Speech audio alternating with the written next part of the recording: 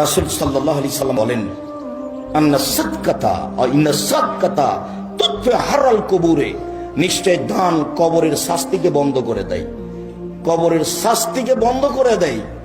আপনি সালাত আদায় করলেন নাকি আপনার মায়ের উপকার হবে না, আপনি হজ করলেন নাকি আপনার মায়ের উপকার হবে না, আপনি কোরআন তেলাওয়াত করলেন নাকি আপনার মায়ের উপকার হবে না, আপনি দান করলেন আপনার মায়ের নামে, কবরের শাস্তি বন্ধ হয়ে যাবে।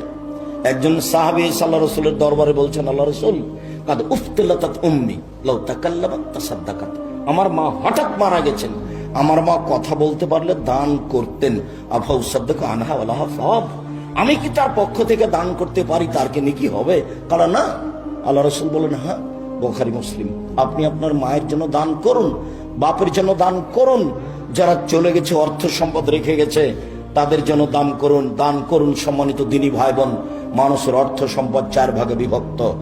এক, যা খেলো তা পায়খানা, তার ব্যাপার আল্লাহ রাসূল বলেছিল, মা কালা ফাফনা, যা খেলো তা নষ্ট হলো, ওমা লাবেসা ফাবলা, যা পড়লো তা পুরাতন হলো, ওটাও নষ্ট হলো, ওমা তা ফাক্তানা, যা দিল তা জমা হলো, ওমাসে ওয়াদা আলাইকুম দাহিবুল্লিন নাসে, আর যেটা ছেড়ে গেল সেটা মানুষ ভাগ করে নিবে, প্রয়োজনে মারামারি করে, প্রয়োজনে মামলা করে।